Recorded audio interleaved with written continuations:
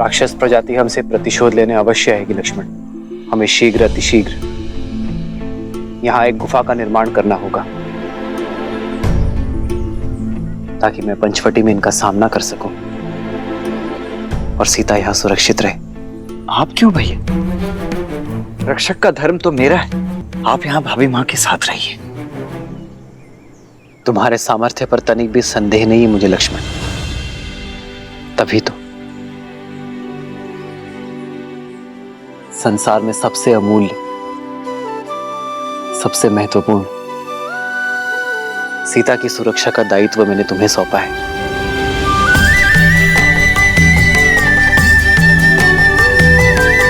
जी भैया।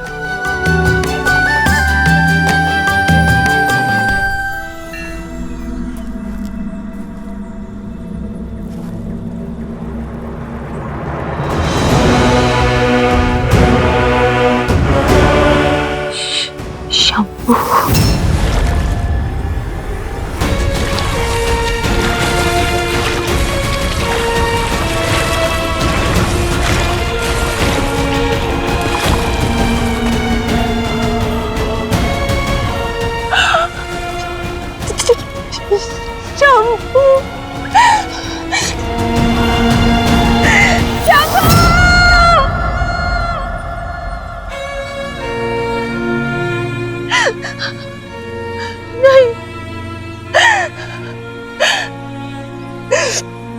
इससे अधिक पीड़ा संसार में किसी ने किसी को नहीं दी होगी।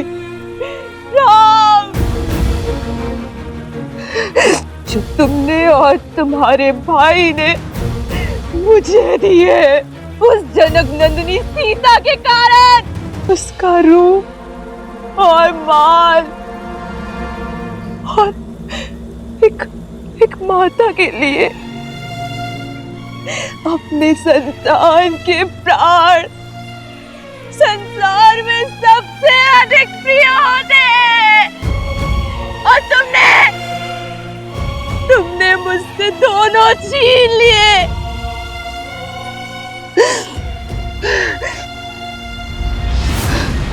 नहीं छोड़ूंगी,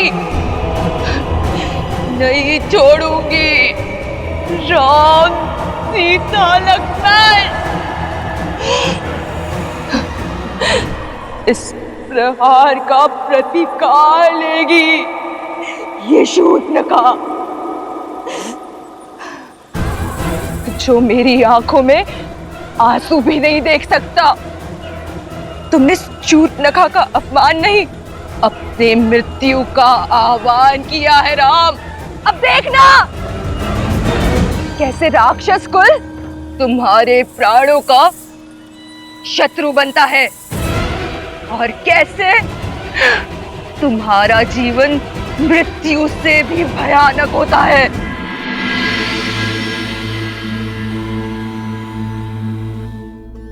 ये कैसा विरोधाभास है महादेव? एक और श्री राम शापित अहिल्या का उद्धार करते हैं, राक्षसी ताड़का को मां कहकर पुकारते हैं, और वहीं दूसरी ओर शूर्पणखा के साथ इस घटना का समर्थन भी करते हैं। उसे क्षमा क्यों नहीं किया दीन दयालु श्री राम ने? क्योंकि कुछ अपराध ऐसे होते हैं देवी जिनके लिए क्षमा नहीं, सीख देना आवश्यक होता है। आपको धूम्रलोचन तो स्मरण होगा, वो असुर जिसने स्वयं आपके समक्ष भी ऐसा ही कुप्रस्ताव रखा था। आपने उसे एक फूंक मारकर भस्म कर दिया था। रक्त बीज जिसके रक्त की एक बूंद भी आपसे छूटने ना पाई थी, क्योंकि प्रहार तब भी एक स्त्री के सम्मान पर हुआ था, पति और पत्नी के पवित्र संबंध पर हुआ था। और श्री राम, वो तो संसार को आदर्श और मर्यादित जीवन की विधि सिखाने के लिए ही आए हैं। ऐसे में संसार को यह सीख देना भी अत्यावश्यक हो जाता है कि यदि किसी ने कुमार्ग को अपनाया तो उसे दंडित भी किया जाएगा। दंड स्वरूप शूर्पणखा की नाक काटी गई, उसके रूप के अभिमान को मिटाने के लिए उसके कानों को भंग किया गया, क्योंकि श्री राम द्वारा बार बार धर्म की बात समझाने पर भी वो उसे अनसुना कर रही थी। आप स्वयं विचार कीजिए देवी, शूर्पणखा को उसकी वासना और कामुकता की भावनाओं ने इस सीमा तक ग्रसित कर दिया कि वो ये भूल ही गई कि वो वहां अपने पुत्र को ढूंढने गई है। और जब किसी व्यक्ति की वासना उसे उसके उद्देश्य से भटकाकर कुमार्ग की ओर अग्रसर कर दे, किसी अन्य के पवित्र संबंध को मलिन करने की प्रेरणा दे, तो उसका यही परिणाम होता है।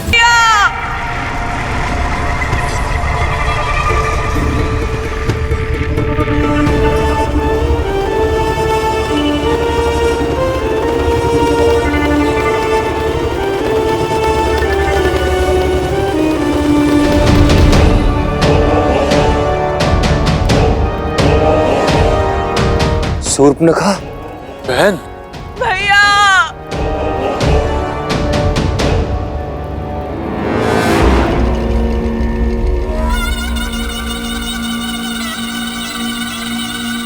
बहन, ये कैसे, किसने किया ये दुस्साहस?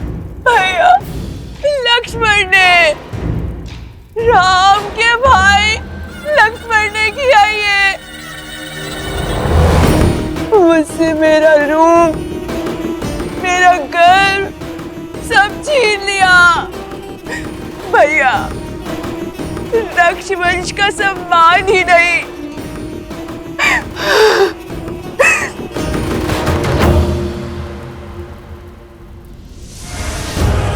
मेरे पुत्र के प्राण भी ले लिए भैया। शंभू,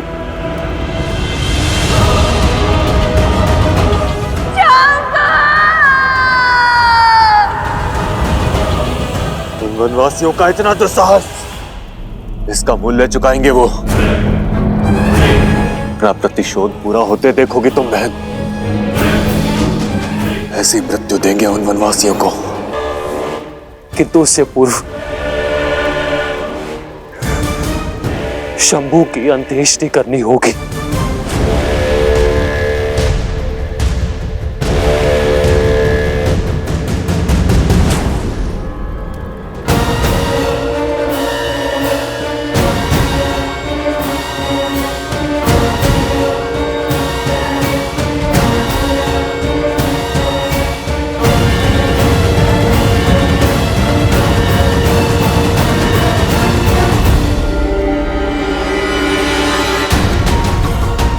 दूषण, अभी के अभी इसी क्षण हमारी पूरी सेना को सज्ज करो। पूरे 14,000 राक्षस सैनिकों के साथ पंचवटी की ओर कूच करेंगे। बहन के अपमान की अग्नि अब शत्रु के रक्त से बुझेगी। किंतु भैया, न राम साधारण है और ना ही उसके अस्त्र। भला हमारे रक्ष सैनिक उन शत्रुओं के सामने कैसे टिक पाएंगे भैया? यदि उनके पास दिव्य अस्त्र है तो हमारे पास भी 6 अति बलशाली वीर राक्षस सेनापति हैं।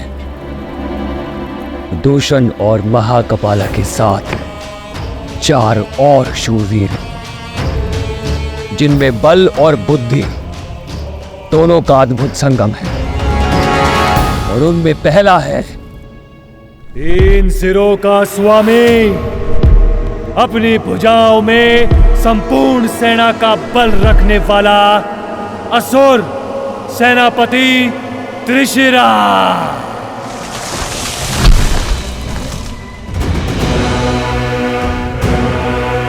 दूसरा छल, बल और युद्ध कौशल का धनी, निपुण, निर्भीक, महापराक्रमी रामदेव।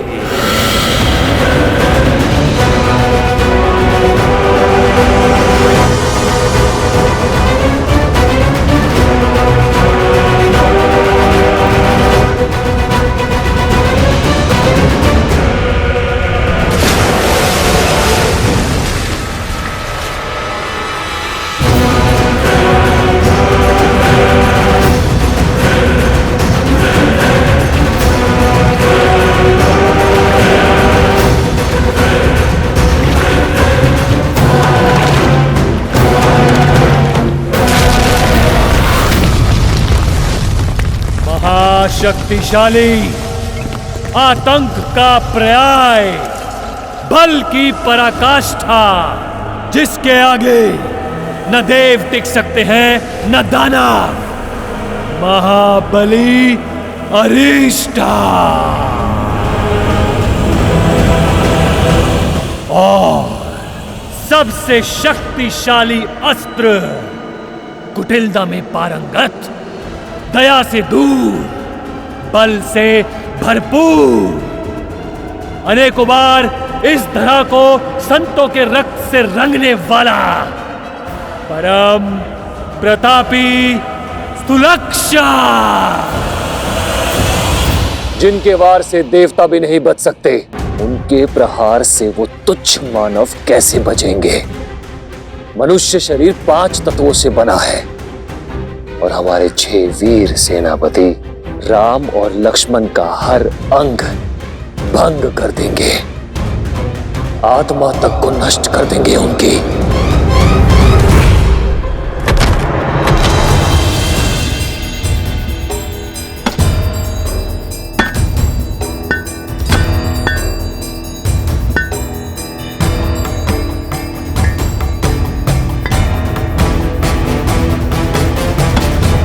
बस कीजिए भैया,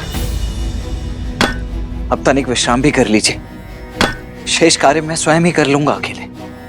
विश्राम से अधिक महत्वपूर्ण है लक्ष्मण, हमारे पास समय शेष नहीं है। दिन ढलने के पूर्व इस गुफा का निर्माण करना होगा। जितना मैं उस रूह को समझा हूं, वो रात्रि में ही प्रहार करेंगे।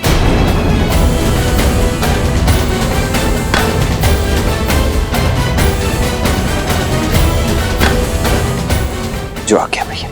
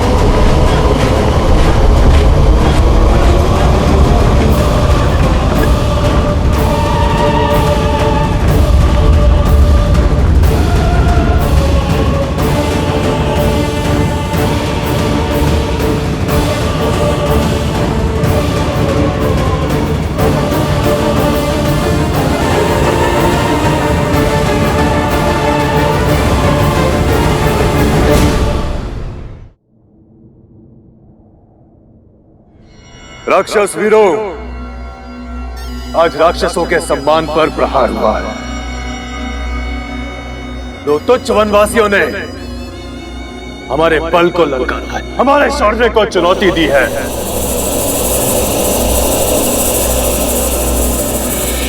परंतु आज हम ये सिद्ध कर देंगे कि क्यों धरा से लेकर आकाश तक राक्षसों के आतंक से कांपते हैं, क्यों सदा त्रिदेव हमारी ही चिंता में मग्न रहते हैं।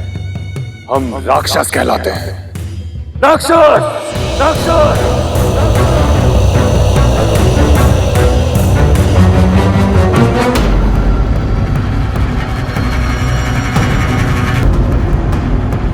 तेरे 6 वीर सेनापति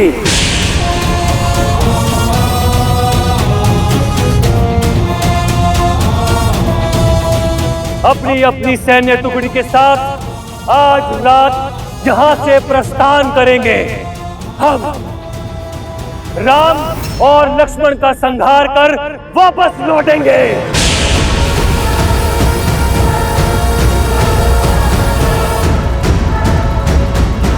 और इस द्वंद्व में हमारा पुरस्कार होगी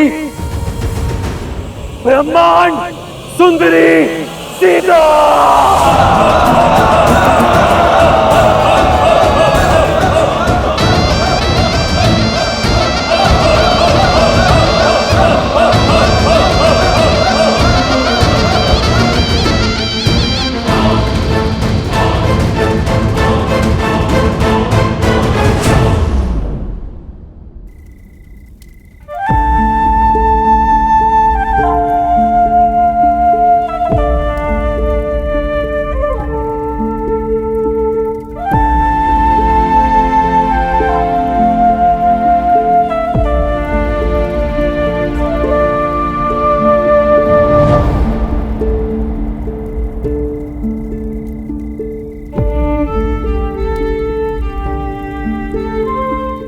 रात्रि होने को है सीते। तुम लक्ष्मण द्वारा सुरक्षित इस गुफा में ही रहना। मैं पंचवटी में आने वाले संकट की राह देखूंगा। ये सब मेरे कारण हो रहा है ना आर्य? हाँ, संसार के दुष्टों के संहार का कारण हो तुम सीता। और ये गर्व की बात है।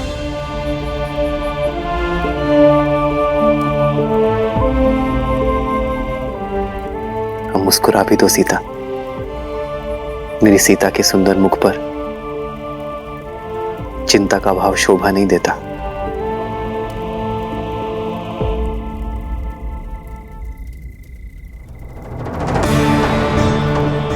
जानती हूँ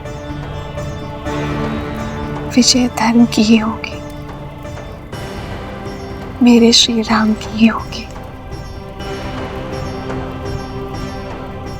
भाभी माँ की आप तनिक भी चिंता मत कीजिए भैया। मैं उनकी रक्षा उसी प्रकार करूंगा जिस प्रकार पलकें आंखों की करती है। जानता हूं लक्ष्मण, तभी तो अपनी प्राण प्रिय सीता की सुरक्षा का उत्तरदायित्व मैं अपने वीर भाई के कंधे पर सौंप कर जा रहा हूं।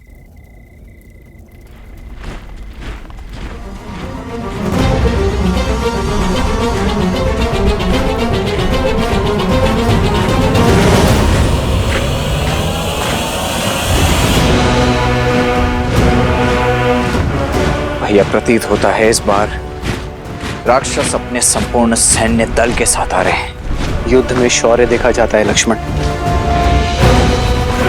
शत्रु की संख्या नहीं।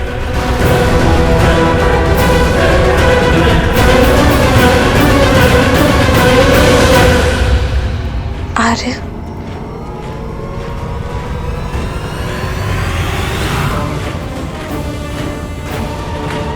जानता हूं सीते, अपना ध्यान रखूंगा।